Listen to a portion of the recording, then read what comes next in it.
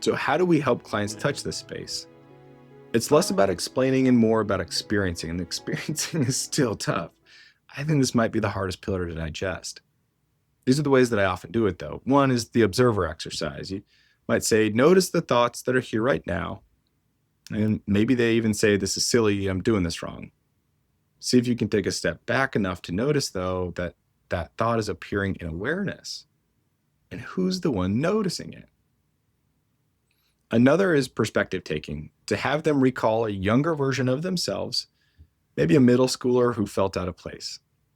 And then gently ask, can you notice that younger you from the awareness of present day you looking back? Who's the one caring for them as you look back?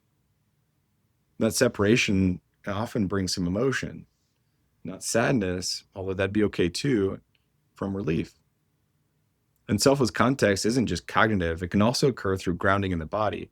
When clients can feel their breath and their feet on the floor and the rhythm of being here, awareness becomes embodied and real. I'm noticing that I'm doing this. And of course, one of my favorites is meta-cognition, thinking about thinking. And really, it's our ability to notice our own thoughts. And this is self as context, it's awareness of awareness itself. As clinicians, our own relationship to this process shapes how deeply we can guide it. If we can stay grounded as the noticer, even as our own self-doubt arises in sessions, we model safety in real time. So maybe the question isn't, who am I? Maybe it's, what am I noticing? Or who's the one asking? And for those living with social anxiety, the shift from being the story to noticing the story, from acting to being the author, is often what opens the doorway to recovery. Because belonging isn't about releasing fear in order to perform better. It's about finding the awareness to hold our fears in kindness and still move towards connection with those too. Now, I think the most important part of self as context is in the context of making mistakes. It's okay to make mistakes. Mistakes are the content of our behavior.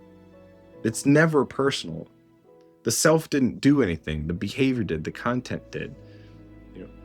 Who made that mistake is a great way to ask it. Was it the therapist you? Was it the client you? Was it the person you? And because these mistakes are behaviors, they're not people. That's the heart of self as context. And that's why it matters for our clients, for our work, and for our own belonging.